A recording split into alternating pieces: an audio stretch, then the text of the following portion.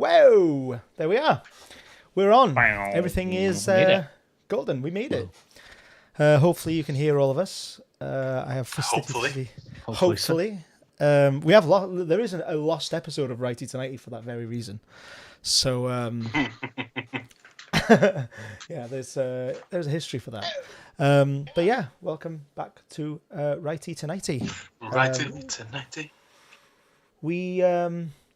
So we've set ourselves a task this time round. We're not just going to read some. Welcome to my first appearance to Writey Tonightey. Oh yeah, I didn't even think of that. Who is Technically, that you guy? were there for the lost episode, but no one will ever see that. So yeah, first appearance of Adam on this side of the but suddenly barrier. Happy to be here, guys. Thanks for having me. This time round, we set ourselves a task. We each had a writing prompt. Not actual a writing prompt doesn't sound right. We just had a generic idea. We were going to write something about. You say we had an idea. I think you had an idea. Yeah, I think actually Adam had the idea. It sprouted from But Suddenly, didn't it? It sprouted from an episode of But Suddenly, and it kind of evolved from there, I think. Check out the back catalogue on YouTube. Yeah, check out But Suddenly. Available on all streaming services. Hit like, smash that subscribe. So in But Suddenly, we had our first return episode for season 2 was God being sort of like pushed along by a narrator, and we thought, oh, this is so interesting, like running through history. And then I think that conversation just led to time travel, but instead of in lieu of normal time travel, you'd travel back to like your younger body and what you might do in that scenario. And then we just sort of like waylaid it into a prompt for us to write something. So like normally our writing process is to write things together, but in this instance we've each written a sort of introduction, a pitch, a sort of like something to be read blind, and we're going to talk about each of our pitches, talk about their strengths, and maybe at the end possibly we can like merge them or sort of like come out of this with a cohesive thing that might be fun. Yeah, I think part of that stems as well, going back to the But Suddenly thing. It was kind of, we all had slightly different interpretations in the moment of what that could look like. So that's, 100%. I guess, where you got the idea from, to go off and put your own ideas down. Oh, we talked about Quantum Leap quite a bit as well. I think that helped. And the return of Quantum Leap. The return of Quantum Leap. I was going to do a spec script of Quantum Leap and just go like fuck it. But I thought no, we'll do original ideas just for now. You know my idea for Quantum Leap. It's a fucking solid gold, and I'm not going to sell it here.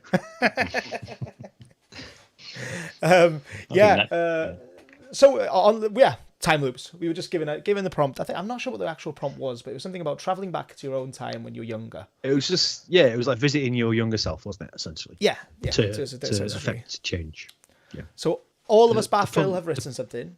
Sorry, Bud. Sorry, Bud. Come. Sorry. I thought the prompt was travel back to your younger body.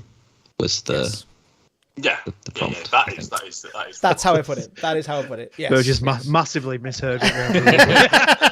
It was something about dogs. We were recreating the Titanic story. The word visit definitely wasn't in there, but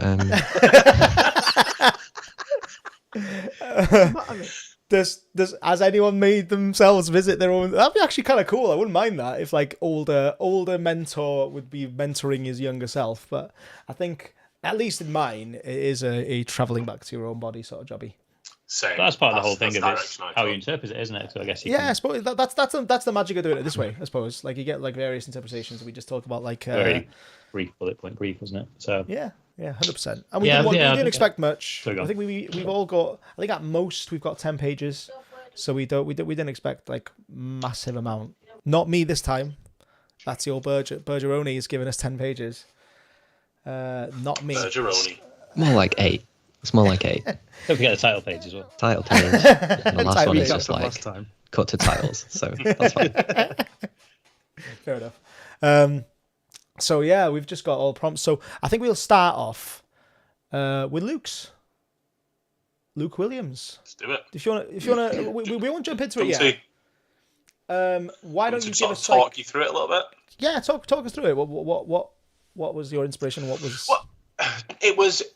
so it was in its own way me jumping back in time. It's something that if I could do this, if I could jump back to early days, Luke, don't get all like sad on me, but it's jumping back to a bully situation which I would handle very differently. And there's some tiny little anecdotes in there which may or may not be very true.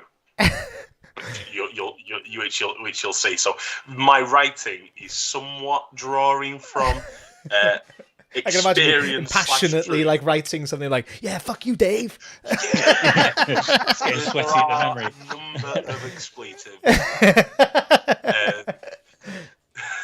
The only one thing that is one of the main things that are made up, you won't believe are made up, because it's much more fun to poke fun at me for the way I've written it. You'll see. You'll see. Okay. Should we get into it? Yeah, let's get into it. So we need to divvy up characters. So carry on. There are only 3. I was going to say the title Pinball is just my sort of a nod to somewhat to Quantum Leap, in the sense that in my headcanon, they're going back in time to your body.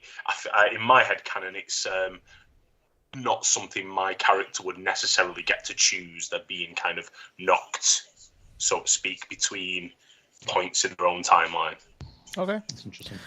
That's interesting. Yeah. So it's like quick question. Sorry. I think it's probably maybe a good thing to establish before we read each one, maybe as well. Like, what sort of kind of tone or like genre? Is it a comedy, or is it like more of a kind of a drama thing, or is it somewhere in between, or like what you? Adam said, do you want him to bring the Monty Python voices again? Or essentially, that's.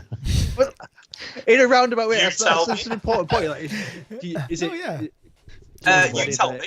Let's just read it. I suppose, if anything, it's a dark comedy. I'm going to ask Burge to be the interior monologue, because the interior monologue I prefer to be spoken in a more adult voice, whether that's accented or otherwise. Has he only grown up in the room? Burge is the only adult. Yeah. I don't know. Look at the shirt. He is wearing that blue shirt.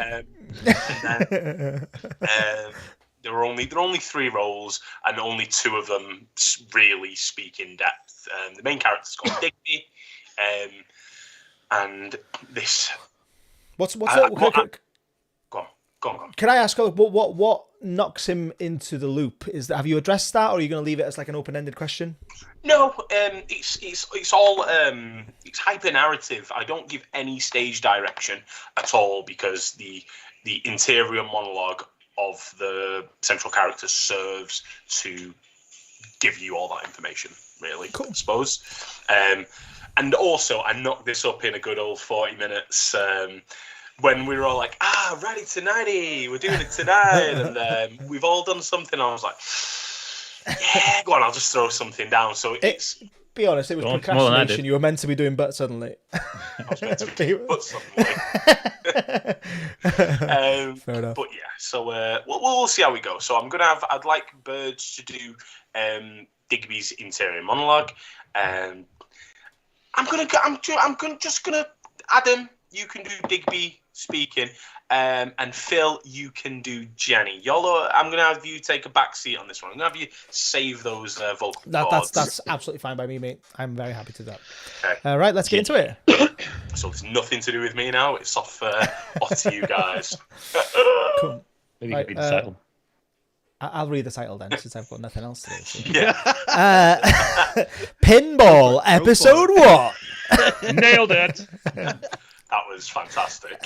Who are we going to get you to play you in the movie, Iolo? Go on. Sorry. Is this you, Luke? No. This is Burge, straight from the bat. The exterior day park. Oh, exterior day park. Sorry. Thank you. Someone please read the. So he gets in. Can't work under these conditions. Well, there's also an all instruction coming up. I see. Spoiler warning. Well, spoiled now. There's no point in reading it. No, I'm just kidding. We're done. Okay. Oh yeah, there is an all instruction. True. Sorry. And begin. Thank you. It's a hot, sunny day. The equipment reflects the light brilliantly and obscures our vision slightly. Cheers can be heard in the distance, but much closer in reality. As our focus sharpens, we see a gathering of children, seemingly huddled together. Fists pump adrenaline into the mob, a still slightly blurry coalescence of bodily shapes which look like a caterpillar contorting mid-metamorphosis. Behind them, or within them, we see sweat. No, not exactly sweat, but a mix of several bodily fluids, the most prominent of which, can you guess it? Of course it's red. It's blood, in fact. Possibly mine. Probably mine. Worth every drop. See, these kids, well, I know them all, but more scaringly, the boy in the middle. Sorry, scratch that. I've been telling this lie for just shy of 40 years. It was a girl. Jenny Perlman. Absolute shithead of a bully from round my way. One time she pushed stones up my nose. I got 2 out. Another time it was pennies. She made Bike Danny and Bat Danny, apparently so we didn't confuse them, to fight to the death for the title of the Danny. Their parents were livid. We all went up a half-built building on a ladder on a dare, and further dared my mate Paul to shout from the top, only after he did, she knocked the ladder, leading him to jump into a pile of construction sand and cut the parts of his body not covered by his shorts and t-shirt. He was 7, man. She was 12. So fast forward, or back, and we will most definitely cover that later, to now. Fight! Where's this all come from then, Nye? Whoa! Jenny, you flat-chested vaginal discharge. Some children looked confused, some aghast. Tommy Geiger pissed himself, though. Couldn't help but smile a little myself. Mistake. Jenny's fat mannish hand smacked me on the crown of my head.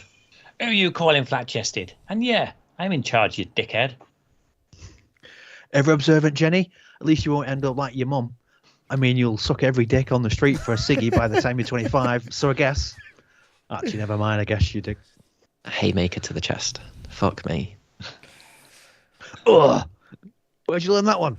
Fighting to be at the front door first to welcome a daddy who doesn't even love you? Or a crack-sniffing mum too fucked to make you dinner? Yeah, maybe a stepfather. They were poor and I suppose a victim of circumstance. But this girl, this fucking girl, she made my life a misery for nearly 8 years. I really wasn't about caring.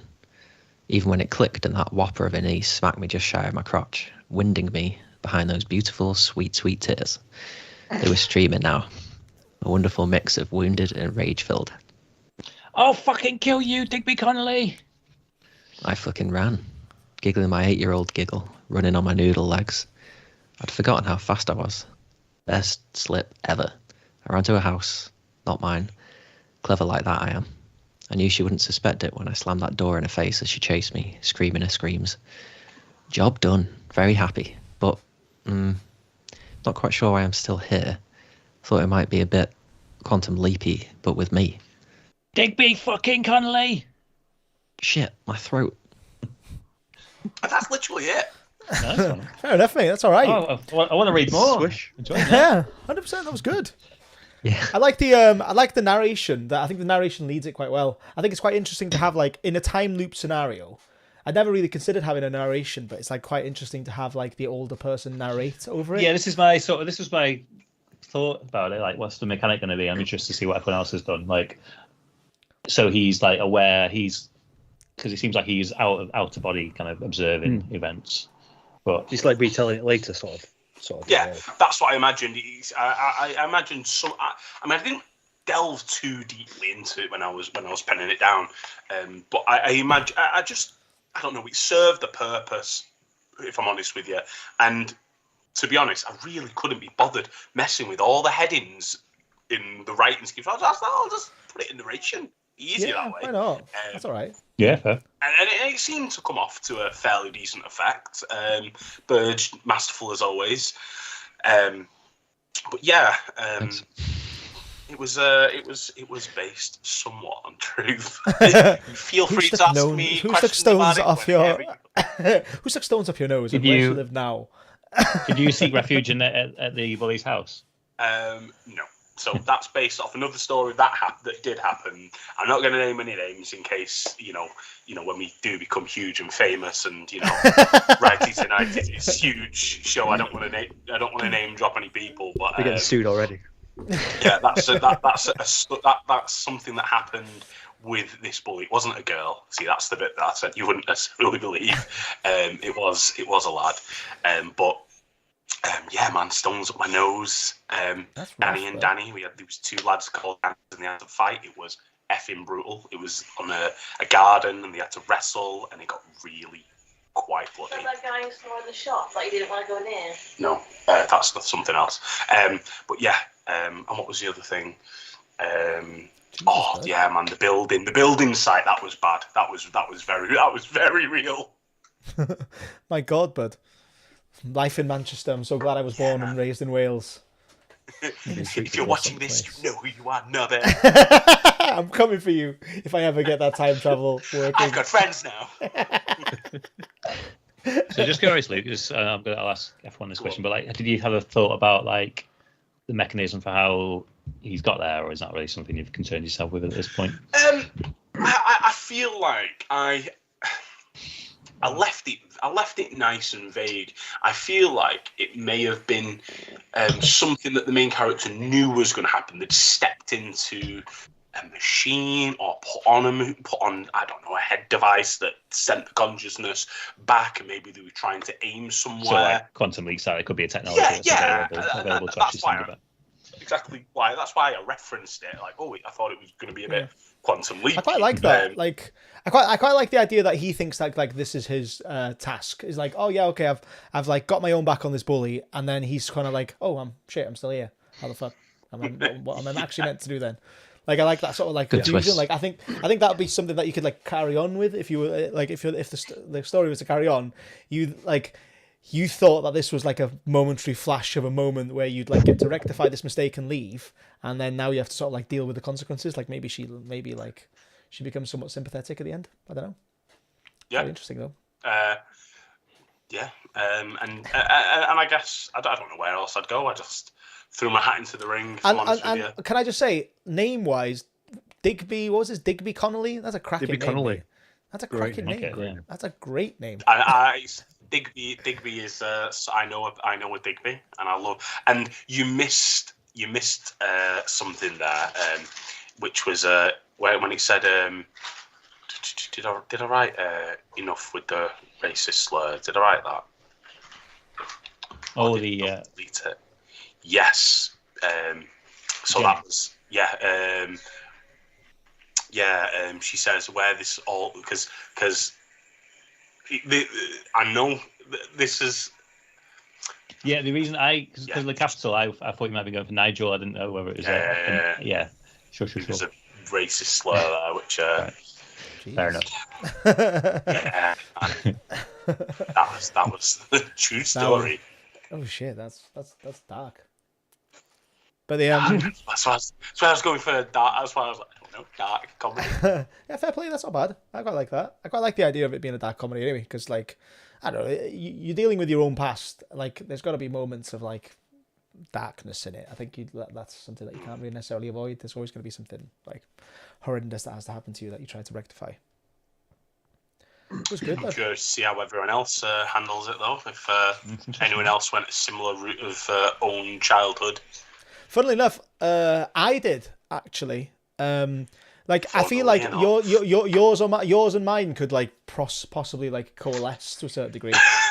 Yours could yours could easily be taken as a scene on mine, or mine could easily be adapted into yours. It works quite well. Except my names are terrible. I'm George. I've got Philip in there, Phil, and there's nothing against you. I just needed another F name that started with the phonetic F, not the F. Fair enough. So who's next? Does that make it a natural transition to yours, or do we move away from that sort of leaping back into your own? Well, I would like mine to go last, only for formatting's things, because I've got the PDF. If that's fine, I could easily format it and reformat it back. It's just that the audience would see me doing ooh, on the side of it. So we might as well just jump into another one. Okay. Who would like to go first? Burge. I've got Adam's up. Okay. Adam. Yeah, that's a good one. You always have. Why yeah, not writing these? Yeah, who do you mean? 2 is a joke. Yeah, I'm there. Which who? Mine? Interior, futuristic office. Okay, Yeah, cool. So we So I have no do you wanna title introduce page, us? so just don't look at the page while we're talking about it, I guess. If you No, could give a title, what would you give it? I don't know. Let's try and think of a title at the end. Okay. Good job. So I've only got like, I don't know, 4 or 5 pages, something like that. So what do I want to say about this? So I think similar to what Burge said before, my thinking in this is that it's going to be, he's not going to be occupying his own body. He's going to be essentially visiting. Oh, Cool. Cool. So yeah, it's not. So yeah, that was my interpretation of it. And similar to what we just talking about there, like did anyone use their own childhood? So I, not specifically, but you'll see. I've not actually done the time travel bit in this. You'll see in a minute. But my kind of reference point to my like the way the context of it is, I guess like in set up in theory that so that you could revisit like myself in this age. So the time frames I've given it and the age that I've created this character here. The idea is that this is going to be somebody who is my age now and therefore is my age in however long in the future this is, and therefore could revisit me. That kind of, I guess. So the idea, if I carried on writing this, then it would be me writing from my own reference points. That's what I'm trying to say. So if he revisits himself as a teenager, it's like my era as a teenager. So Okay. Yeah. So I think just read it, and then I've got some little like talky prompts at the end just about why I actually want to take it. So Cool. Ace. I'm in for that. is that cool? All right, cool. It's three people. Not a huge amount of speaking, if I'm honest. So, I don't know. Tash is only those 2 bits you can see there. So, Burge, do you want to do those Sounds good. bits, Yeah. and then, actually no, well, let's mix it up just so other people are reading, I guess. So, Luke, if you do Tash, and then Yola, you can be Robert, and then Phil later on. There's another guy called Akeem. You can be him. Cool. Okay. Coolio. And I'll do the that. rest of the show. All right. Okay, cool. So interior futuristic office. Robert, 79, life worn. Gone big on the character descriptions, obviously there as well. So 79, life worn. Sits at his workstation. Workstation 227G. He looks on edge, nervous maybe. Glancing around, he checks his surroundings. Rows of desk pods, occupants illuminated by the numbers and charts on hollow screens in front of their faces. Most people wear some form of headset or earpiece, oblivious to anything else. Just as Robert expects. Robert pats his pocket one last time and nods. It's now or never. He gets up and strides towards the exit of his sector. He scans his wristband to open the doors and almost bumps into Tash 30s as he steps through. Watch it. Sees it's Robert. I'll do that then. Oh, Robert. Sorry. I mean, you should be careful though. Robert grunts in response as he rounds Tash and hurries down the corridor beyond. I'll just go fuck myself then, shall I? Nothing gets in the way of that Robert Dean and his 10:30 caffeine shot, right? What's that been now? Same time every day for 30 years? Asshole. Robert doesn't stop or look back. 33. Cut to interior office corridor. Robert paces down blank corridors, purposely making turns at various intersections. He passes countless glass-walled offices just like his. Workers sat at their stations, screens casting blue-green glow onto vacant faces. Nobody looks up. Finally, he ducks into an elevator. Cut to elevator. Robert waits for the doors to hiss shut and takes out another wristband from his pocket, swapping it for his own. He scans it on the elevator control panel and prods at the display. The elevator hums to life and heads down. Robert wipes his brow. Cut to high-tech lab. The opaque glass doors to the lab hiss open and Robert ducks inside, glancing over his shoulder as he does. Inside the lab, trails of tangled cables, exposed computing hardware and old-school monitors belie the sterile feeling of the rest of the building. Robert steps across the room carefully. Akeem, it's me. Password. What? Password. What's the password? I don't know. Did we even... It's me. You can see it's me, wherever you are. Just come out, please. We don't have time for this. Akeem, 50s, Afro descent, somewhat eccentric, warily steps out of a side room into the main lab. He quickly acknowledges it is, in fact, Robert, and begins frantically buzzing around various machines, flicking switches and adjusting dials. Now, that's an interesting phraseology given the circumstances, wouldn't you say? I can't believe you forgot the password. Really? Now? You're quipping now? What are you doing anyway? You look busy considering we agreed 11. Just some last-minute adjustments. She's had some hiccups today, so I want to be sure you don't... Akeem trails off as he becomes absorbed in a particular screen, making adjustments on the control panel alongside it. Robert looks concerned. Make sure I don't what? Akeem doesn't respond. Akeem? Hmm? Make sure I don't what? Akeem looks up from the screen, satisfied. What? Oh, nothing. Don't worry about it. All sorted. Akeem smiles plainly. Robert doesn't seem convinced. You said you could do this, Akeem. I'm paying you a hell of a lot of credits on that basis. Now tell me, can you do this? I can do this, but... Robert's level of agitation visibly grows. But what? You've been putting this back for weeks now. For emotions around the lab. What's left to check? It's you, Rob. Are you ready to do this? Once you do... Akeem trails off. The comment disarms Robert, who is suddenly somber.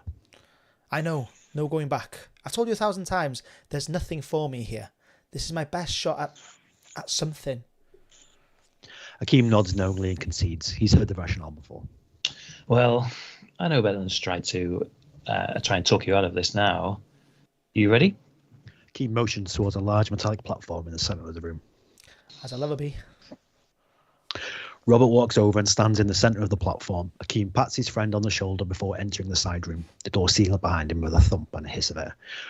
See Akeem through a viewing window in the lab. The pair exchange a nod through the glass. The lights in the lab dim and a low rumble reverberates around the platform. A strong light bursts upward from the platform, casting strange shadows on Robert's face. The surrounding machinery blinks and flickers as the rumble increases. What was the password? Akeem smiles and we hear the click of an intercom. Suicide. Robert laughs. The rumble grows so that we can no longer hear him. The light grows ever brighter, gradually blocking him out of view. The sound reaches crescendo, suddenly it stops. There is sounds. Robert is gone. Like that. So yeah, I didn't even get to the actual time travel bit. But, that's fine. But yeah, so I kind of just that basic sort of setup shit. So the concept is, so I think I'm going for quite like a dark tone, but maybe with some like sort of dark humor in it, I guess, but quite dark. And Robert is, I think, purposely sort of supposed to be quite like a miserable fuck at that point. And then, yeah, just some thoughts there. So the idea is that he's grossly unhappy with his life at this stage, and he works in, generic sort of corporation who somehow have a time machine underneath the ground. And so the concept that I've gone for is, I think he's gone back in time to try and improve his life, which is different. So I think the concept that we had was to make sure that life stayed in the way it was supposed to be. Yeah. So I went with kind of a different slant, which was he's going back to try and effectively change and improve on his life. So yeah, he's obviously 79 to start with, and he sort of feels like he's kind of done nothing. So he goes back to affect that change.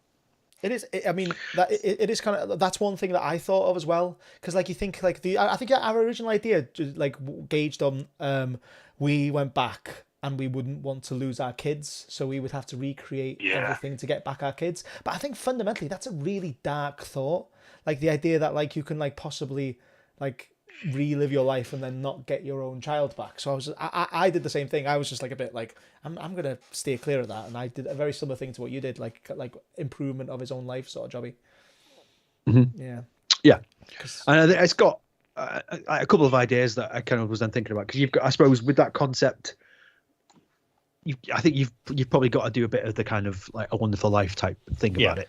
Did you so in your mind, do you see him as going back and like prodding his younger self along? So like you said that he was visiting, so he would be like a visiting force. He would be seen only by his younger self and be prodding him along to do better with his life.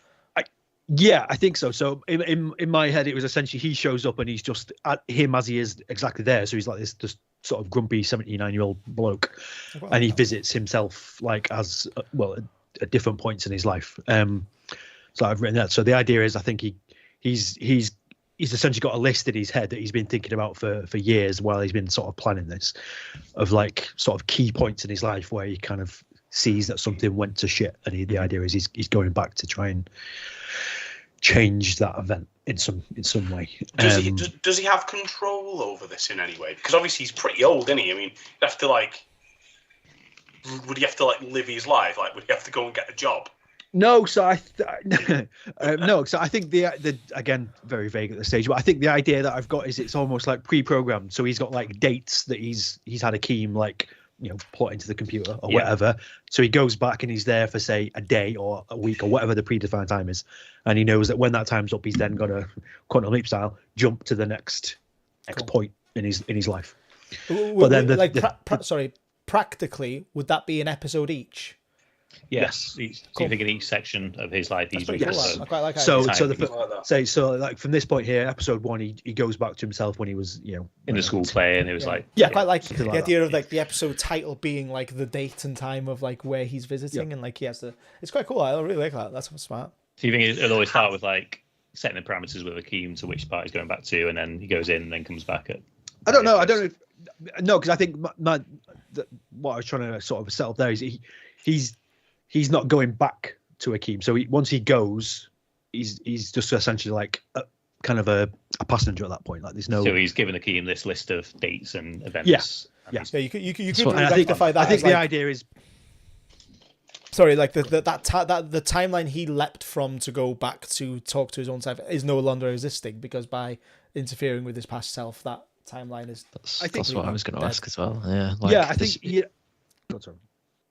Sorry, no, just like is he just then like the idea is he does these various milestones and then he's like peace out, and then like kills himself because his life's not going to improve. Like, is it changing his life in a different timeline as Iolo was saying?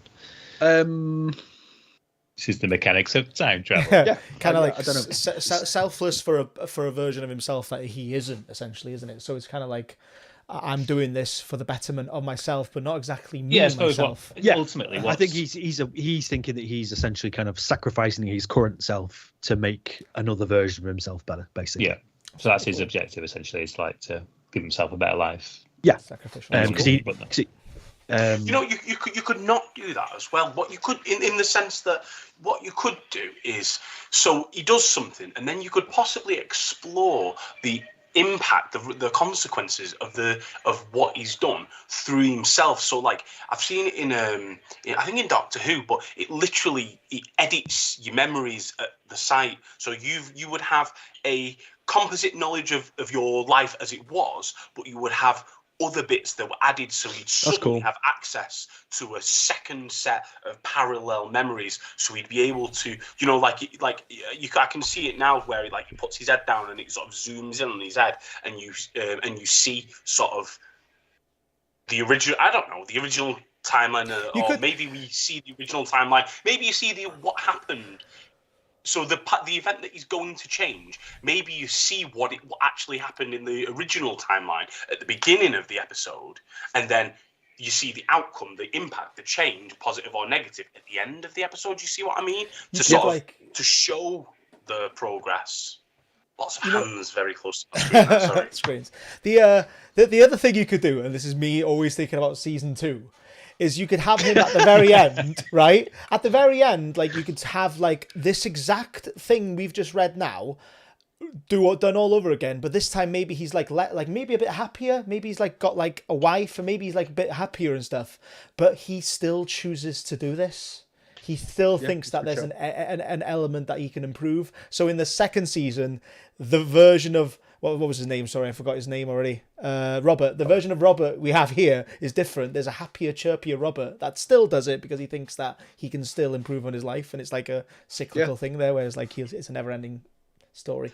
I mean, you could look at it season 15 as well. I mean, he could have carried on doing this forever and ever and ever and ever and ever and ever. I think that's kind of like a theme that I kind of have in my head a little bit. So, just going back to what we said a second ago. So to explain that what he's maybe his thought process. So if he's got these jump points that he's planning on getting to, then I guess he could also have set the fact that, so he does these like 6, let's give it a round series number, and then at the end the idea is he's going back to where he left from with the basis that, okay, so his life will be better at that point. Maybe, I guess it depends how you want to do it, I suppose. But yeah, I think that's the kind of theme that I wanted to sort of get into, like what Luke was saying there. And he's more just sort of hung up on this idea that things aren't good enough, and like the kind of wonderful life thing is that he's not actually seeing what he's actually got, kind of thing. That's the vibe. And then I think the kind of twist or the ideas that I had in my mind, and this requires a lot of thought and discussion potentially, is that obviously he's kind of going back to his childhood to affect whatever it might be, and then this part in his teenage years and blah blah blah blah. And then it's either a case of he goes back and he changes something, and that still just then has a negative impact on him in the future in some way anyway. So it's not like having the effect that he thought it was going to have. So the idea is you flash between his future life and the past events.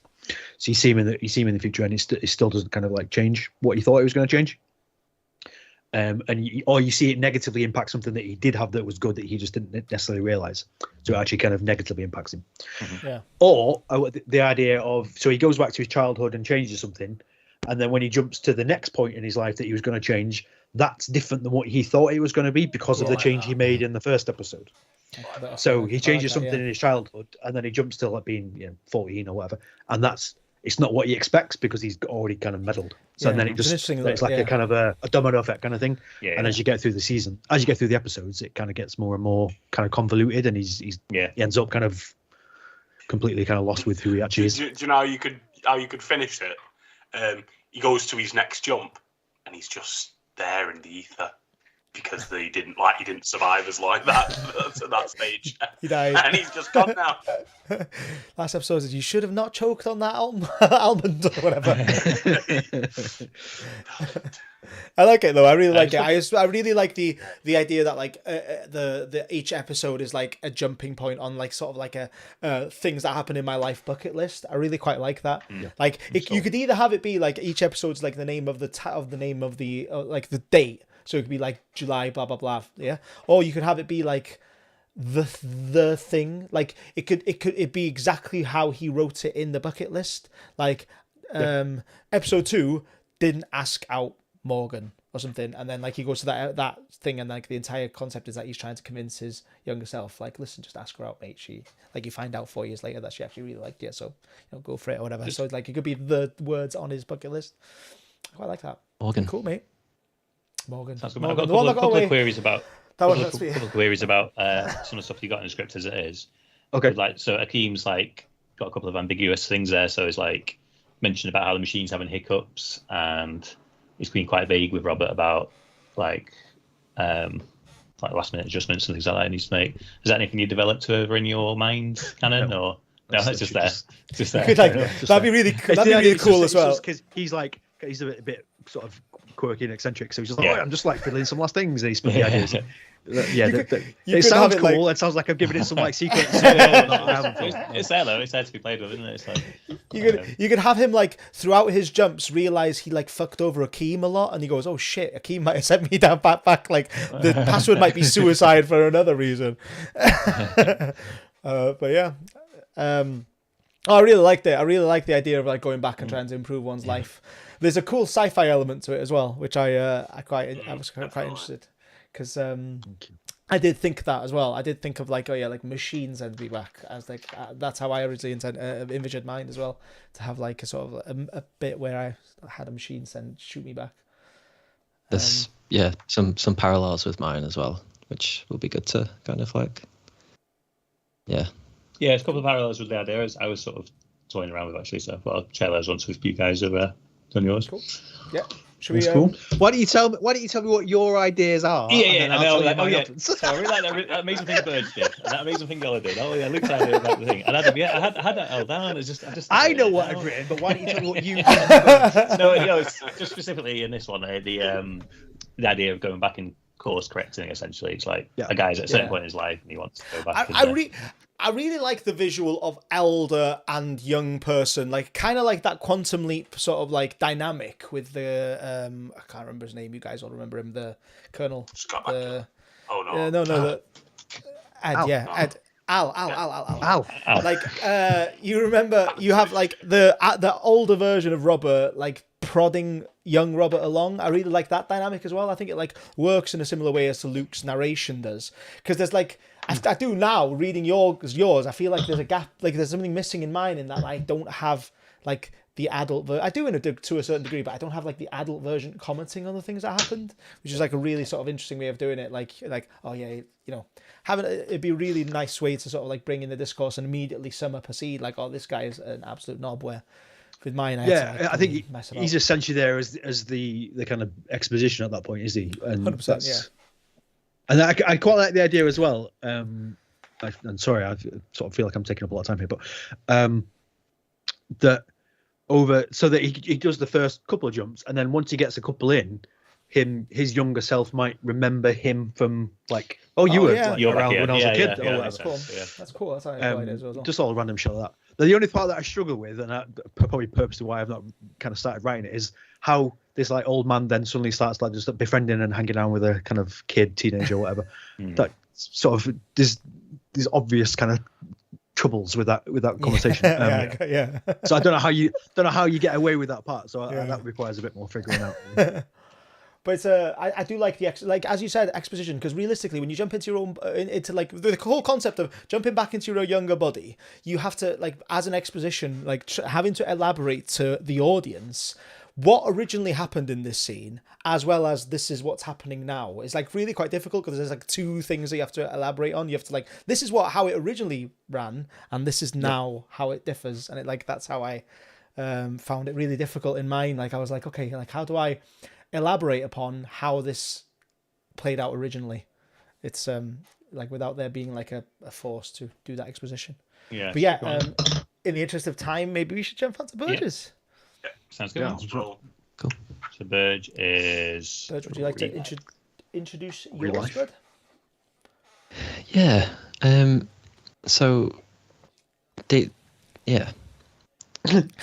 basic idea is, what if prisoners were forced to, like it's a kind of a dystopian sci-fi, like bits of humor, that kind of thing. And the idea is, what if in the future or in like some kind of alternate universe, we forced prisoners to go back to their younger selves to correct the mistakes that led them to commit crimes in the future. Cool. So that's kind of like the basic premise. It's like reverse Minority Report. Yeah, that's inspiring actually. Yeah. So you have to, just from a title standpoint, you have to play with life sentence. Like if you're calling it real life, then there has to be like the concept of life sentence has to be. Don't worry. You'll see on the last page I've put titles real life except something not shit. No, I like real life, but real life sentence might be better, That's or like not second life sentence, or I don't know, something akin to like life I'm sentence. not good with titles. I did waxing lyrical, and I was like, that's me done. That's the So there's three speaking parts, and then the scene action and stuff, which someone else can do, I think. So there's Laura, who's the prisoner, Dr. Robert and Dr. Vivek. So maybe who's not had Dr. Robert's got probably the most lines, so he's not done loads yet. Phil, do you want to do Dr. Robert? Yeah, I'll crack it, Dr. Robert. And then I'll do the which one has the least? I'll do the least. Dr. Vivek. I'll do. And then Luke, do you want to do Sure. Laura? And then Adam, do you mind reading the scene action and stuff? Yeah. Or I can do it, but just figure. Yeah. Don't mind. Have you got any direction for me for Laura? Would you like me to do an accent? Would you like me to speak Swedish? We should have like a karaoke list book for Luke's accents. Like, well, let's go for Norwegian. I think we'll go for Scottish, Russian. Yeah, make it please. we'll go for natural voice. Okay, I'll do my best. For everyone, I think it should be fairly straightforward. But yeah, Let's get into it. Take it away. Cool. Real life. Exterior, Grovemore Correction Centre, night. A large, high-secure, retro-futurist prison. Think Terry Gilliam, an image of the future imagined in the 80s. There are bits and pieces of technology that mark the prisoners as not quite our world, but is also shabby and ugly in a way that suggests this could only be England. Interior, Grovemore Correction Centre, hallway/prison cell. A series of doors and gates unlock, leading to a prison cell with a single occupant. She's kneeling down inside the cell with her hands on the back of her head. This is Laura, a woman in her late 30s with a shaved head who looks like she takes zero shit and gives zero shits. A couple of masked guards, think Combine from Half-Life, move into the cell, frisk Laura, and pick her up, marching her out into the hallway. Interior, interview room, night. A neglected room lit by harsh fluorescent beams overhead. There is a single table in the room with a slot in its centre. 2 doctors sit behind it, a file in front of each of them. You can tell that they are doctors because of the white overalls and the holier-than-thou look upon their faces. This is Dr. Robert and Dr. Vivek. They check the clock on the wall and make idle conversation while waiting. Have you done one of these before? First time. It's all fairly straightforward. Dr. Vivek gestures to the file. It says here that the last interview with this patient was suspended and the treatment postponed. Yeah, this particular patient is a little prickly. Doesn't say what happened. Well, let's just say she took a chunk out of my partner, if you know what I mean. Dr. Vivek doesn't know what he means. Literally, or... Ah, here she is. I love that guy. I love like that. Never mind. A series of unlucky noises, and the door to the interview room slides open. Instead of the prisoner, an old-school overhead projector is wheeled in behind the doctors. A screen slowly emerges from the slot within the table. Dr. Vivek gets up and flicks a switch on the OHP. The screen remains blank. Dr. Vivek gives the OHP a whack and an image flickers onto the screen. It shows Laura slouching in a seat, her hands bound. She's being filmed in another room. The image on the screen is slightly shaky. Dr. Vivek shuffles the acetate on the projector around and the picture becomes clearer. Ah, that's better. So, how are you today, Laura? Laura gestures with her bound hands. Marvellous, as you can see. Good, good. I'd like to introduce my partner for this pre-treatment interview, Dr. Vivek. Dr. Vivek bends towards the screen. It's very nice to meet you, Laura. Laura rolls her eyes. We hear indistinct chatter between the doctors. We first tried to make sure you're aware of what you're undergoing the treatment, or why you're undergoing the treatment.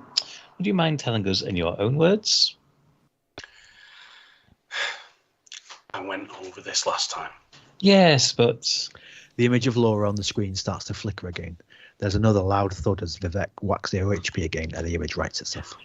Oh, bloody gremlins in the technology. It's for the records for posterity. Laura stares blankly at the screen for a few moments and then rolls her eyes again. Me do bad. Judge say Laura no change. Doctors say they do good. How'd I do? There was an awkward pause and more muttering between the doctors before Dr. Roberts speaks again. Just to clarify, if I may, what you're saying, you committed several terrible offences in your life and were imprisoned. But the institute that we work for, the Institute for Life Affirmation, has provided a potential solution involving changing certain decisions in your past. Laura doesn't respond. How was that, Laura? Does that sound about right? Laura gives an over-the-top smile and does a double thumbs up with her bound hands. However, the smile fades and her facade breaks for a moment. Therapy just doesn't work for me. The last lot tried exploring my past too. There's no point. There's nothing to see. Sure. And now just a few consent-based questions. Just answer yes or no. You're doing really well, Laura. Laura snarls at the camera. She's bouncing her leg up and down, fidgeting in her seat.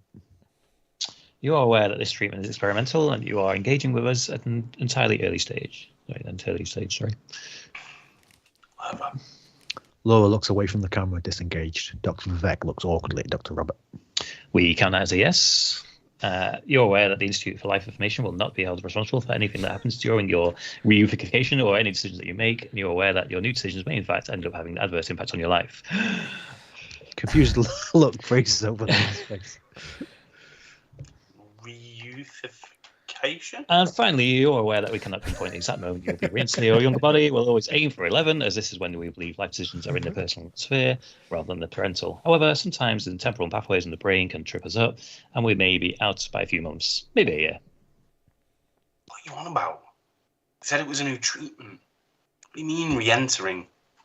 Don't worry, Laura. Everything will be just fine. All the information was debriefed to you while you slept.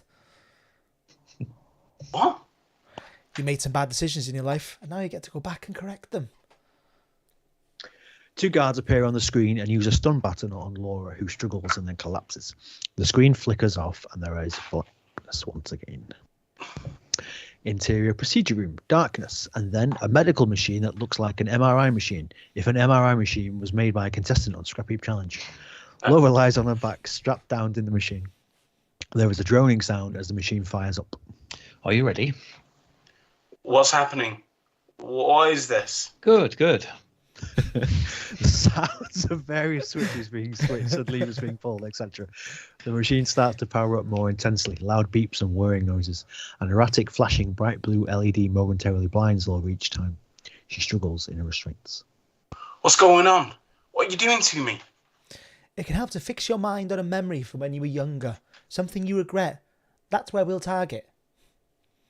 The machine ramps up its noises and flashing lights. There are a couple of stray electrical sparks. Don't worry about that. What is this? It's all perfectly safe. If I make it out of here, I'm going to kill you both. Good. Here we go. There is now an incredibly loud whooshing sound. The machine and reality seem to peel away from Laura until there is darkness once again. The machine's whooshing continues, blending in with new sounds, blood rushing, gushing, a heartbeat. The darkness gradually fades to a deep red light. We don't see Laura. What the... There is no reply. The noises continue. The throbbing heartbeat loudens and quickens. Hello? Hello? What's happening? Where the fuck am I? Oh, Jesus. Suddenly there is a stark white light and a deep guttural drawing out the earth kind of moan. Interior maternity ward, dead. A baby emerges into the world, covered in blood, goo, and all kinds of fun stuff. It screams blue murder, catches its breath, and then says, I am going to murder those fucking doctors. Titles, real life. Except something not shit. That was ace, mate. I really enjoyed that. That was really fun. Yeah. Some good humour in it. I quite like it. Yeah, so I don't know. Like, it was just a random idea, but I thought, either I thought like it was either like a film rather than a TV series, and that it would be you're following kind of her as she grows up, and she kind of, rather than correcting her past mistakes or whatever, she's basically like hunting down these two doctors, like as a 12-year-old, she's trying to find out like which university they're studying in and stuff like that.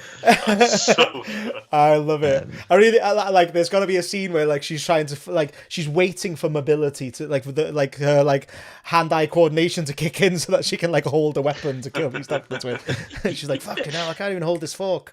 I love it. That's great. That's really fun. Like a revenge story told through. That's really cool. Is the baby actually talking, or is this like a look who's talking kind of situation? Exactly. So it's like, Stewie from Family Guy. Right. Like, okay. Cool. You know, the pet. Certainly, people just assume she's crying or whatever. Yeah. Exactly. Yeah. Or like we don't know, but we kind of just assume that they can't understand. Yeah. Okay. I thoroughly enjoyed that. It was really fun. That was really fun, mate. That was really good. It was good. You can do a lot with it as well, because it's like you got that kind of like, I suppose, quite schlocky sort of B-movie thing of it's just a baby like out for this kind of cool revenge, which is great. But then I suppose you've got the option there that she can, if she's going like all through her childhood and life and stuff, she can kind of see where things like were like potentially kind of gone left field, so she can see like decisions that her parents made that were just like, what the fuck is this kind of thing, or whatever it might be. It's quite cool potential for angles on it and stuff. I thought, like it would be quite easy to give her like a lesson that she learns like by the end of it, you know, like she might not actually kill them, you know.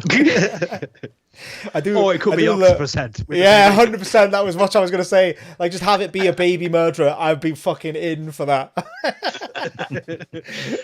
To do that, you need to have a lot of montages. Like the second the baby gets they can grip, it's like, I'm gonna grip everything. Grip lots of different things. Like that she's learning to hold like knife and fork, and she just turns the knife backwards and just like starts stabbing. Learns to eat with a knife and knife. It's great, mate. I really thoroughly enjoyed that. Laura was like a cool character. I like the doctors. I really like the dynamic of the doctors. Yeah, like the good cop, bad cop. Yeah. Yes. What? Yeah, I really. One of my favorite gags in the world is like the. What do you mean, blah blah blah? Like, anyway, and we like move on to something else. That's always like makes me fucking howl. I love those bloody ones. God, it's great. Yeah, you all read it exactly as it was intended to be read, so it was like perfect to hear it back. It's like, I think I was picturing the scientists in like Brazil who were saying Gilliam at start. Yeah. I can't. Exactly. You know, did you remember that movie, the Bruce Willis movie? 12 Monkeys. 12 Monkeys. Yeah, it's like got that like that. Yeah. Oh, is that Terry? Yeah, that's what I was picturing. You see, like I was picturing like he's got like scenes where he is getting experimented on and stuff, and that's what I think I was kind of picturing. Yeah, exactly right. It's good. I was in that Gilliam world. It's cool. Baby Killer has legs. Like that's not fun, but like generously, like I'm loving it. You need to write that. You need to write the entirety of it. Like, Yolo's already got a trilogy pen. 100%. Mate, I would love that. You guys know I love a good B movie. And honestly, like it'd be like Chucky, but he'd be alive from the get go. It would be great. Yeah. Did that baby just bite you? Like there's like one of the doctors is just like home alone, just like wandering around his house, and then he sort of hears creaks and bumps all over his house, and then all of a sudden he sees a pacifier on the ground, and he walks up to the pacifier, and behind him you see the shadow of like a little baby with a knife like drawn. Writes itself.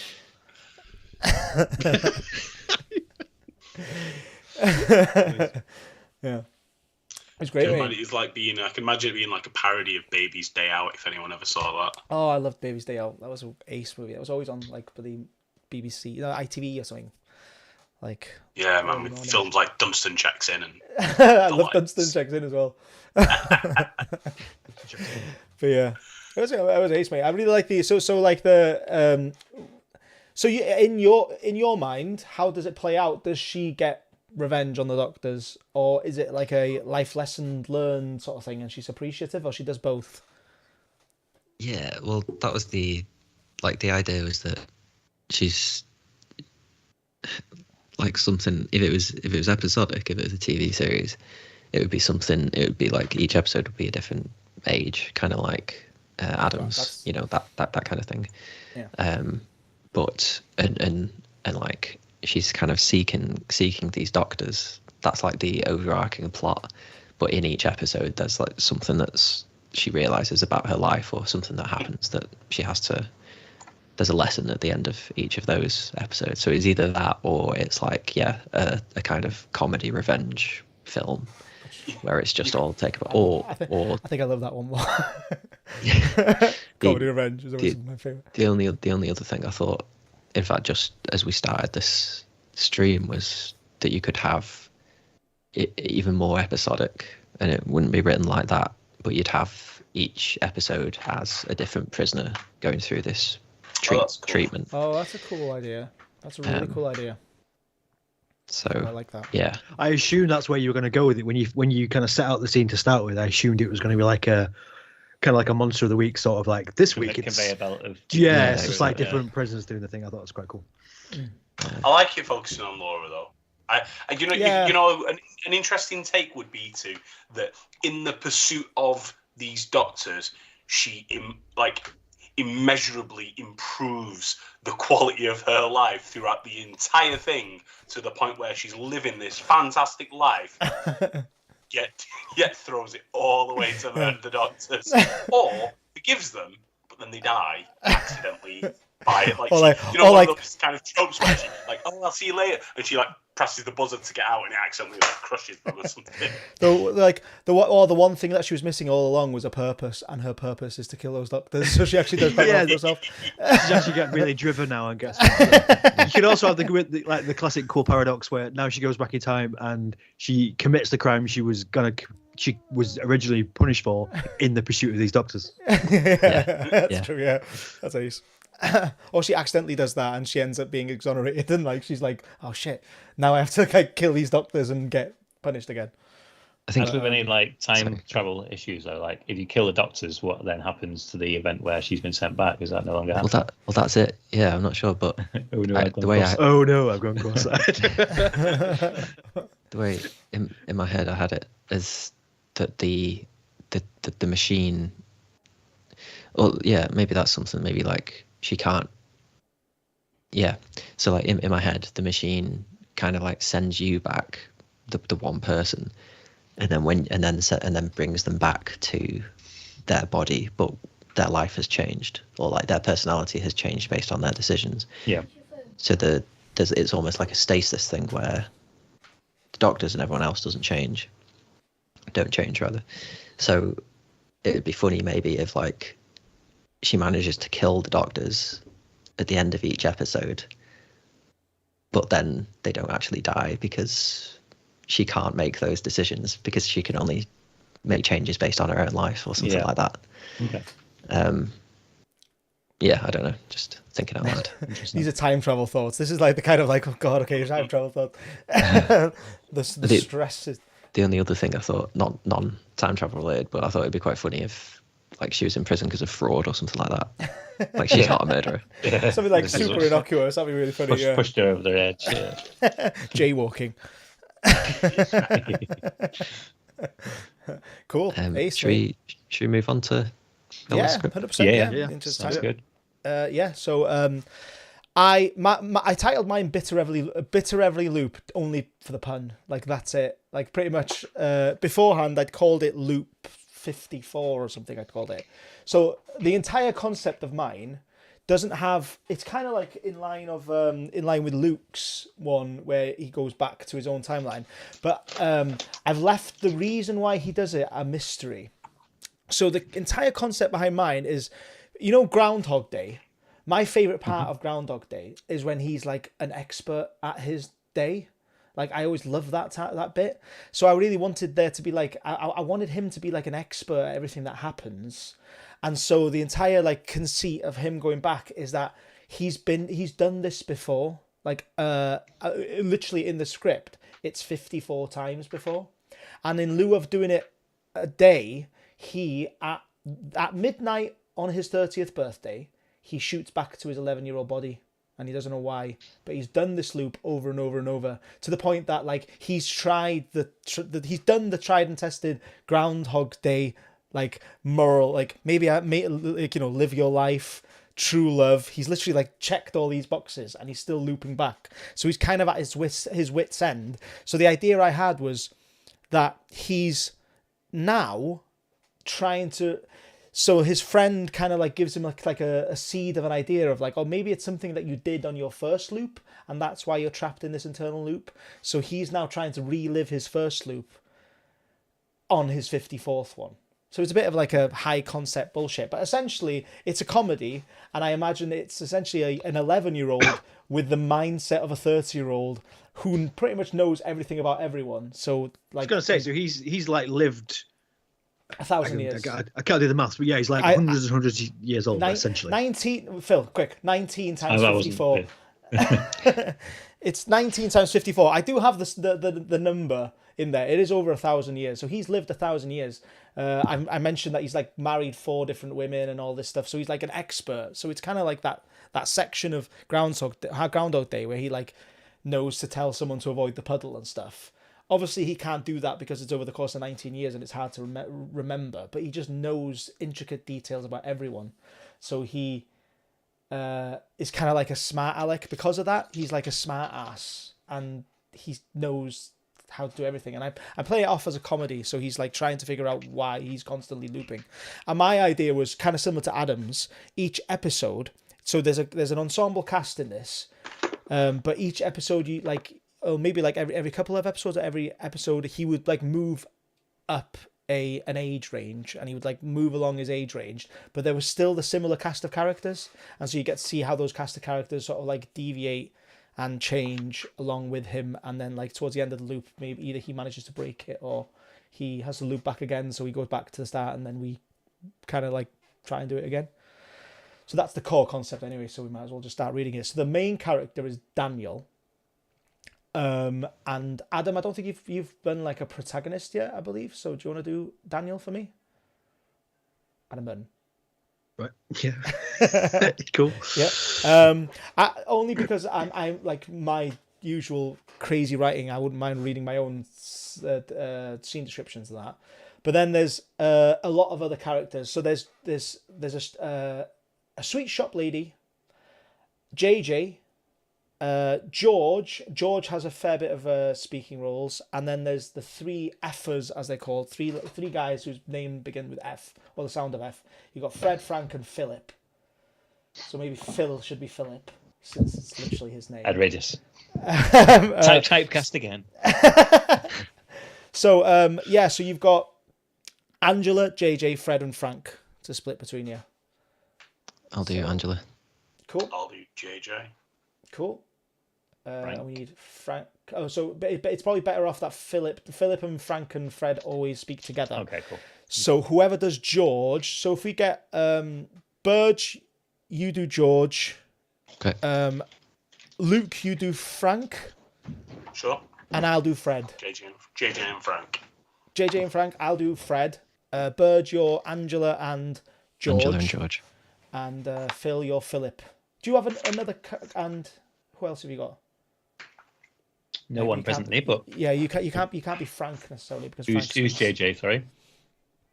Me, yeah. I was JJ. It's fine. Yeah. If you want to All take right, it. Cool. No, it's cool. So let's do this. I've called it Bitter Reveille Loop, just for the pun alone, but I wouldn't necessarily call it that. My original idea was to call it like Loop. I originally had him doing it like 200 times, so I was going to call it Loop 241 or something, but then I thought that's too much time. Cool. Exterior. I should just be interior, sorry. Interior, dingy apartment, night. A decrepit bearded man lays on a mattress lying on the floor of his tiny flat. He drinks from a beer bottle whilst crying. Sat on his chest is a mobile phone.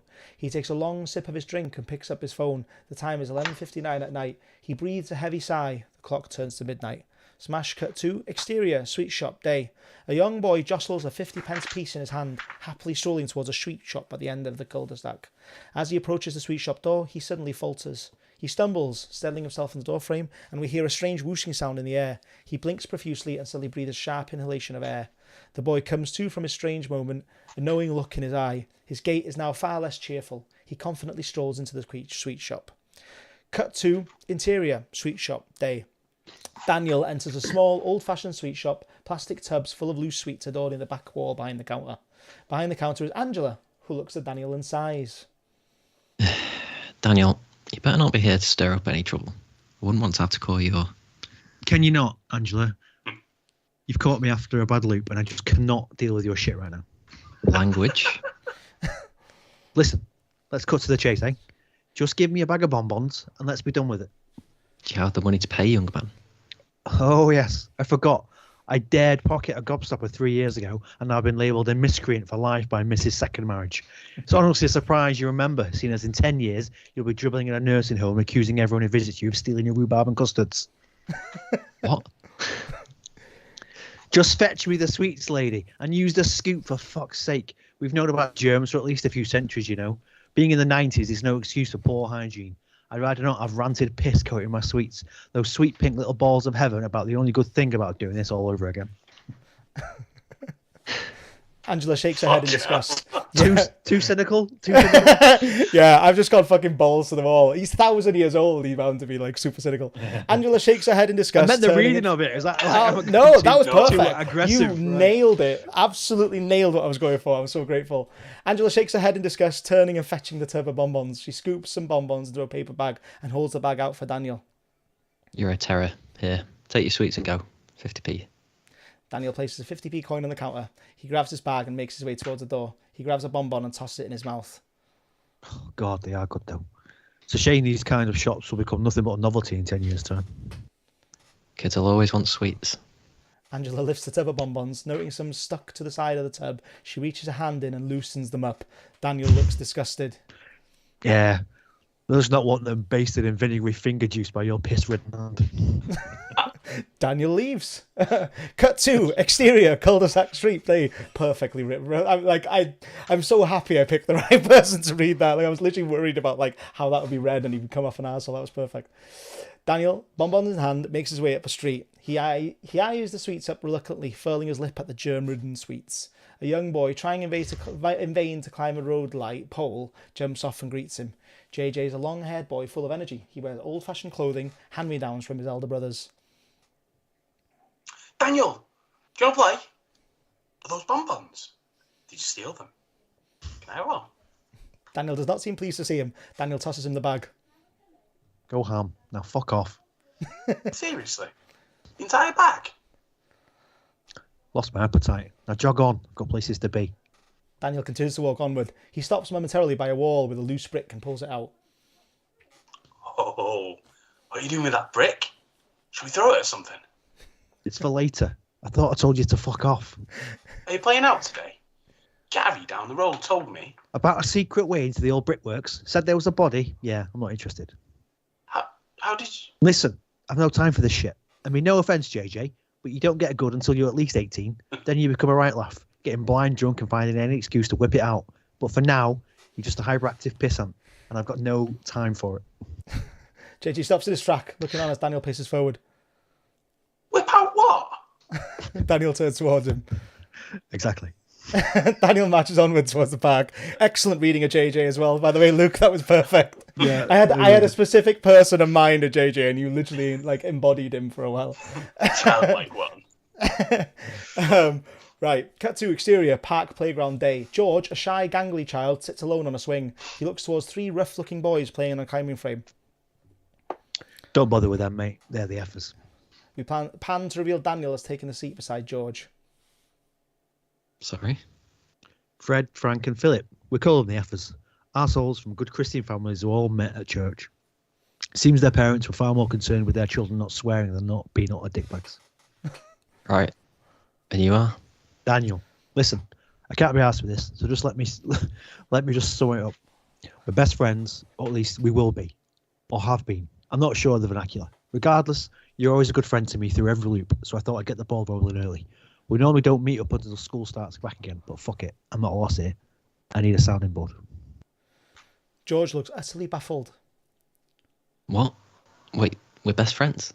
We will be, or have been. As I said, I'm not too sure how it all works. But I don't even know you. Not yet, no, granted. I'll give you that. But I know you, George Jones. Recently moved here from Yeovil. Your dad moved up here because he made some questionable decisions with his business down that side and essentially came here to start again. Your mum died in childbirth. You like wrestling, rubbish action movies and Saturday morning cartoons. You get a strange feeling in your belly when you watch He-Man that you won't pin down until your teenage years to the detriment of your then long-standing girlfriend. This is a slant. I was like, oh, maybe. Go on. Sorry. How did you... I've never... Oh my God, I forgot how long this took. Listen, I'm stuck in a time loop or something. I don't know. On my 30th birthday, at exactly midnight, I get shot back to my 11-year-old body. I've done this 54 times now. I've tried everything to stop it, but I just can't. I'm at my wit's end. I just want to be done with this. Repeating the 90s was cool to start, but fuck me, does it get tiring. Not having the internet is a load of shit. Attitude Era is not as good as I remembered.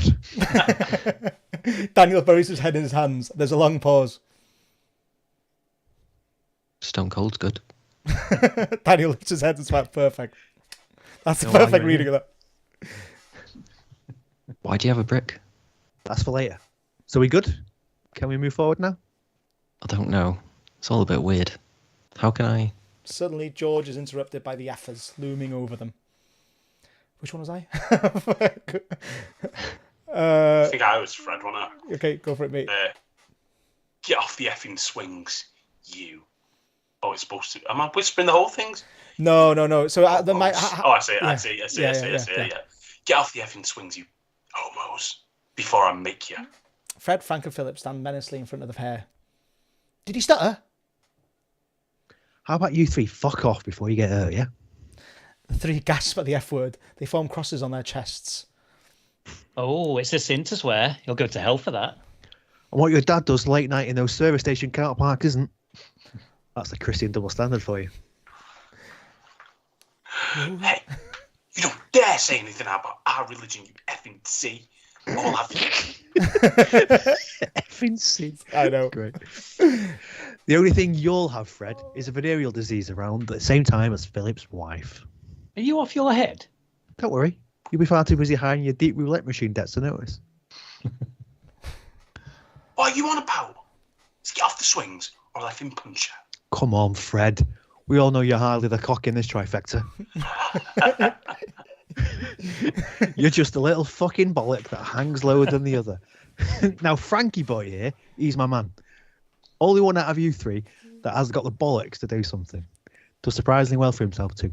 Fobs you, loses off and gets himself a trade. Does quite well as a lecky. Nods at you in bars, but is secretly grateful to see the back of you. Don't talk about my mates like that. Oh, sorry. Oh. I don't know which one I am. Oh, wait, no, you're sorry. Frank. I'm sorry. Fred. Sorry, I'm confused myself. I'm Fred. Go on. Don't talk about my mates like that. Frank paces forward with his fast fist at the ready. There we go. Some movement. About time. Daniel gets up quickly. Frank briefly falters. He takes a swing, but Daniel deftly avoids it. He maneuvers towards the other two and swings the brick hard across Fred's face. Fred crumples to the ground, clutching his wound. Fucking prick. Fred looks up to him, blood trickling down his face. Why me? You'll know. Eventually. Frank and Philip pick Fred up and make a run for it. Daniel casually sits beside George once again, who is flabbergasted. Sorry about that. Knew they roughed you up a little bit around now. It's usually our bonding moment in school, but as I said, I'm at my wit's end. So fucking tired of this. There's a long pause and Daniel silently looks at the ground. So it's like Groundhog Day. Daniel looks at George and smiles. Yeah, but instead of a day, it's 19 fucking years. It's a nightmare. It was fun at first, but it wears thin fast. Now I'm just doing my best to break the loop. What have you tried so far? Absolutely everything. At this point, I've pretty much married every girl, saved every life, and done everything I could. I thought maybe it was a live your life to the fullest thing. Makes sense. But I literally did everything. Rich, poor, travelled, married, good, bad, you name it, I've done it. True love? Tried it. Married like 8 times. What's it like? Bit of a crapshoot, really. Samantha Day is a good wife. Some good times with her. I'll keep that in mind. Won't be relevant. What do you mean? Never mind. There's an awkward pause. Maybe you're thinking about it the wrong way. How do you mean? Like, you're comparing it to Groundhog Day. Like it's some life lesson you're meant to learn. Maybe it's more like Time Cop. Cracking movie. Absolutely. But maybe it's less about you learning a lesson and more you preventing something from happening in the past. Like, maybe this time loop isn't the universe trying to help you, but it's like some curse and you need to stop whatever started it in the first place. Interesting. Like, do you have any idea what happened to do this? Were you like cursed by someone or something? Jesus, I don't know. I don't remember. It's been like 1,000 years. Fuck me. I know. Maybe you're right. Maybe the only way to figure this out is to figure out what I did wrong in the first place. Exactly. How do I go about doing that? Don't know. Shame you can't go back to the first loop. Daniel smiles. Something has dawned on him. I can't, but I could relive it. What do you mean? Daniel gets up. I'll explain in school. Away. See you Monday. Cut 2. Interior. Daniel's house. Day. Daniel bursts into his house and closes the door behind him. He takes in the view. He's in awe at seeing his childhood home once more. He peeks into the living room. Inside, his mum is fast asleep, a box of wine under her arm. Daniel smiles warmly. He wanders over to her and places a loving kiss on her cheek. Good to see you, Mum. He navigates upstairs and enters his room. Movie posters line the walls of a messy child's bedroom. His bed is unmade and toys are scattered all over the floor. He looks up at a poster of the Terminator. Sorry, Annie. He rips the poster from the wall, he removes the blue tack from each corner and returns it firmly on the wall, white side out in a landscape position. He grabs a marker from his bedside drawer and begins writing on the poster. In bold letters, in the centre of the poster, he writes Loop 54. Underneath, he continues writing in a smaller font, recreate Loop 1. And that's it. That's me. Interesting. Mate, I would watch the shit out of this. I would watch the absolute living shit out. See, I as you can see, it's very much leaning heavily on the. I really like the bit in Groundhog Day where he knows everything. So I think it'd be like a superpower. You're essentially watching a kid with a superpower that knows everything that's going to happen. And it was quite interesting in that I was working backwards. So like I had Terminator poster at the end, because I originally wrote this in a different way. I wrote this where like I leaned in a lot in the 30s, introduced George when he was 30, then he looped backwards. He was like celebrating a birthday, looped backwards, and he did the whole Terminator thing. And then I was like, oh, okay, I can then establish the Terminator and like the action movie thing as like a reason that George and him bonded. And then it was kind of an interesting way of writing it. But essentially, it's guy that knows everything now has to recreate how he lived without knowing everything. So it was kind of a bit of a mindfucky one. And I imagine the Effers, George, JJ, and Daniel, would be like regular players throughout the episodes. I had like one idea that like JJ's like I had an idea that like he's trying to recreate the original loop, but there's certain things that he can't ignore. Like maybe this is a bit dark, but maybe JJ's like parents are a bit like abusive or something, and he takes care of them by like absolutely like smashing his dad to bits or something, and he can't not do that this loop. So he's like having to gauge whether he does the good things that he did in the better loops again or not. But yeah, that's essentially me. It's great. It's cool, man. I really enjoyed it. Good. So just in terms of like how you envision time playing out on screen, so like obviously it's a 29-year loop. This is the start of a loop where he's going to try something new. But like, how much do you think you'd see in an episode? Is it going to be like a few years worth of a loop, or is it? That's the thing I didn't really gauge very much. I was thinking that the rest of this episode would be him at 11, affirming his friendships and like essentially like introducing the characters that we're going to see throughout this entire show. And then episode 2 might be them at like 18, like a bit older, like finishing school, and like he can have dealt with certain things, or like he can make reference to things that he's done throughout the loop. And the Effers are still around, and and then the Effers maybe like, and like he obviously like makes reference to things in this episode that happen. So like you could slowly see Fred or Frank, whichever one like goes to become a Lecky, you can see him steadily like distancing himself from the rest of the Effers and like like quitting school and like gone to college or whatever. Does sorry, just to take a step back. So will he solve the problem? That's the thing I haven't really. Do you have an idea in mind of how he actually gets out of it? Not really. No, I haven't.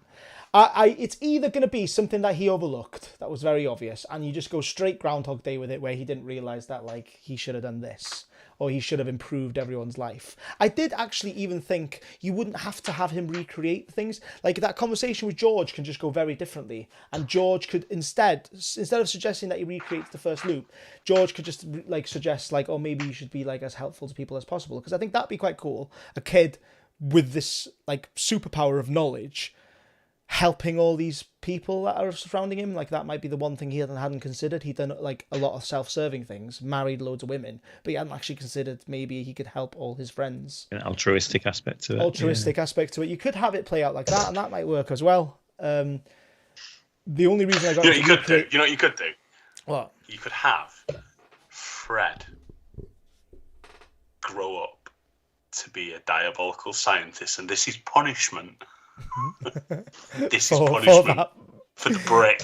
Yeah, the brick is obviously setting something up later on where Fred does something absolutely horrible to Daniel. So like that's just something that like he's vengeful for. And I did have this like this idea of a sexuality thing with George, where he's like he realizes he's gay later on, and like Daniel doesn't want to ruin that, or like broach it too much, but that could play into the aspect later on of like, you know, like if we went with the idea of like, he's going to help all his friends. That could be one thing that he helps George with, you know, like come to terms with himself or something. I don't know.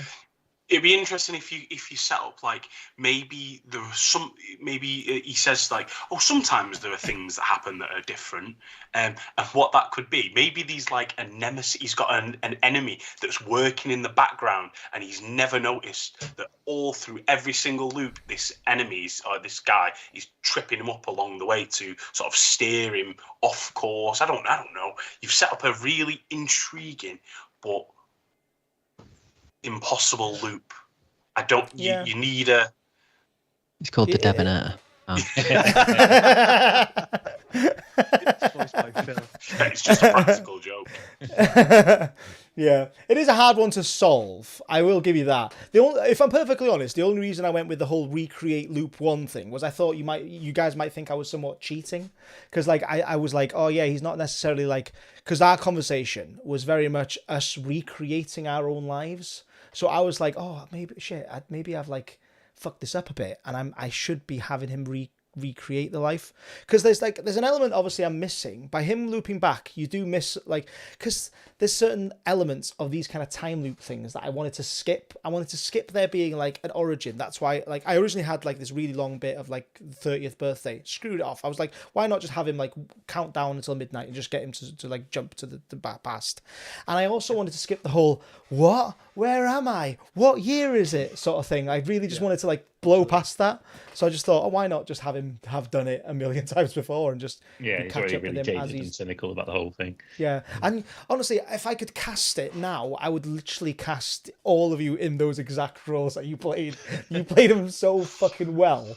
I was really concerned about the reading of it, because I was like, okay, like Daniel can come off like a certain way if you don't read it perfectly, but it was perfectly read. And George as well. George, like I was really worried about some of like my one concern was that George is on board a bit too quick, but then like the way you played it did cross my mind when he like watched him break the guy and he was just like carried on. Yeah, it's like whatever, that's fine. But that is one he's thing so indifferent. Like he seems pretty cool. I like the Stone Cold line. Yeah, I love that. Like just instant into like a friendship. Yeah. Because it is very much like kids, isn't it? Like that's what reminded me. Like kids are like that. Kids are like, I like this. Yeah. I like this. Also, best friends for life. And I did want to like dot some seeds in there of them having things in common. Like he literally says he likes shitty action movies, and then he himself says cracking movie to Time Cop and has Terminator on his wall. So like, you know, like there's like seeds there that like they are quite good friends to one another. I love it, mate. I would watch the absolute living shit out of that. So Phil, absorbing all our good ideas. You want to give my pitch?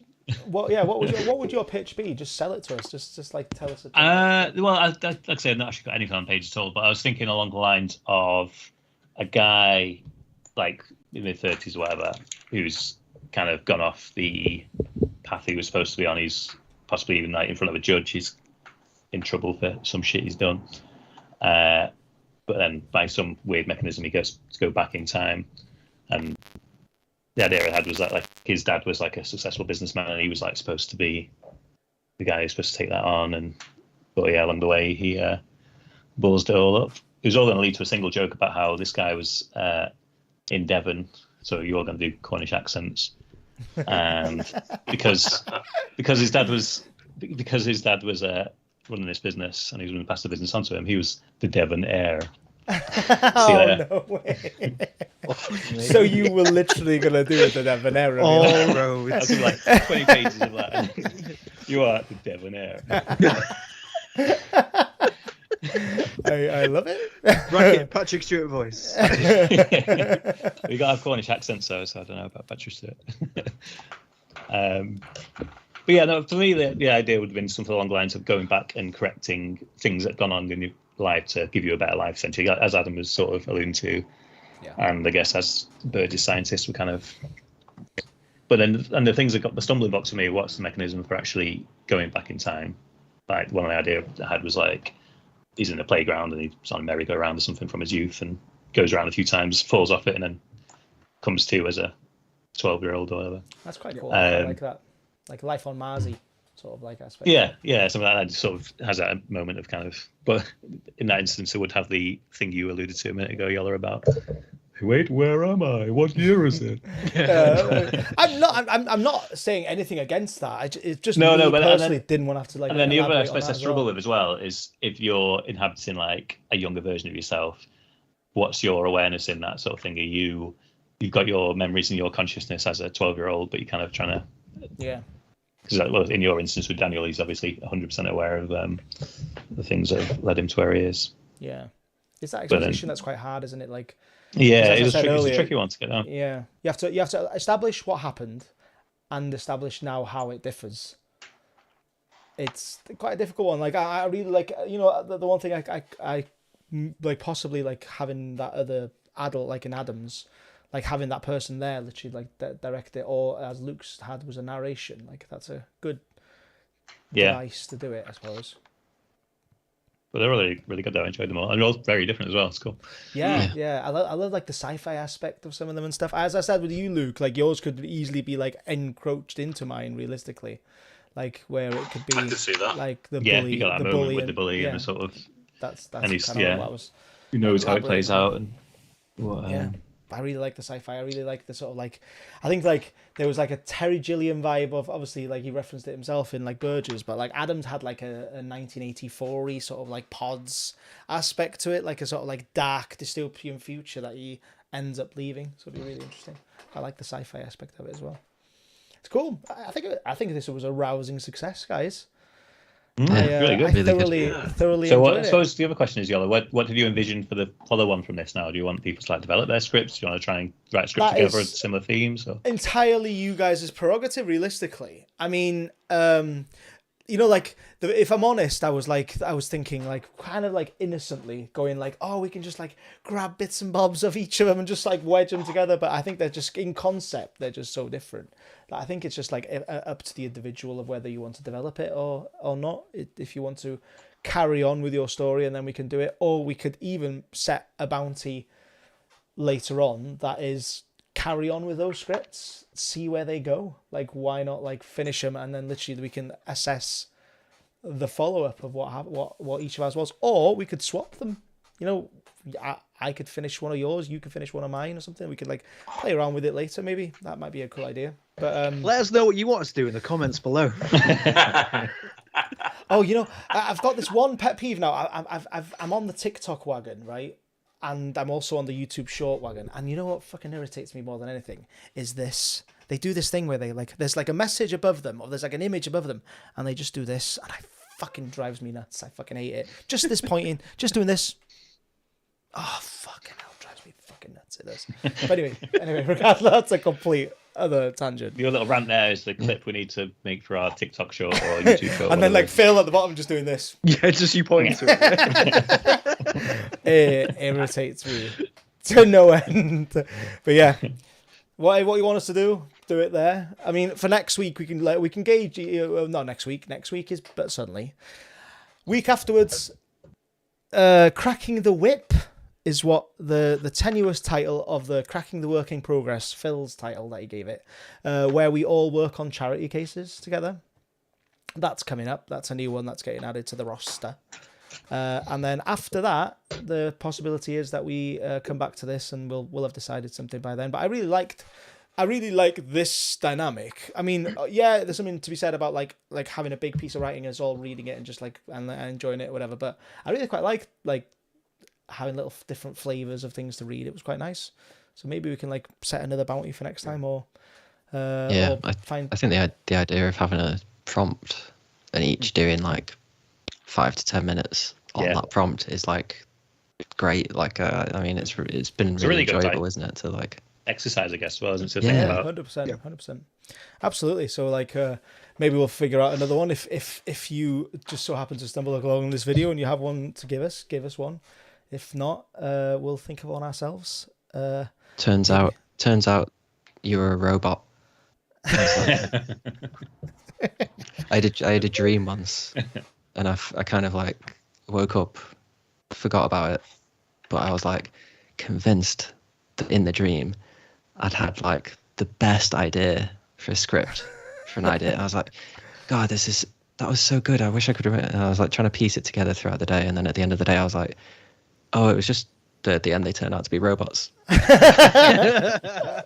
rubbish. I do love a dream's ability to sort of like completely like convince you that whatever you were doing was like completely logical. Like, you know, like you could be like, oh yeah, I was like riding an elk on a mountain, and then you go like, what the fuck? Like, you can't ride an elk. Or like that's not a specific example, but you know what I mean? Like in the dreamscape, it is perfectly logical for you to be doing this. I kind of wish I was like, I could just do that at will. It'd be great. Luke, so speaking of dreams, Luke, do you want to gauge your dream story now, or did you actually? It's a bit late, so maybe dreams. It's a bit late, and I don't want to force people to stay longer than they need to. And yeah, we've busy day tomorrow. It's Monday. Unlike you, like, I don't have to work, so it's fine for me. Neither do I. I'm off tomorrow as well. Oh yes, you are. Yes, but yeah, we'll discuss it at another time, maybe. Just so that's intriguing. Sounds good. Moment of intrigue. So just a quick one. Is it? But we can end the stream now, I guess, can we? But yeah. Okay, but suddenly next, is it? Yeah. We'll yeah. It's but Sunday next Thursday. Bye. Let's wave. Dreams about elks. Tune in. Ride those elks, folks. All elks.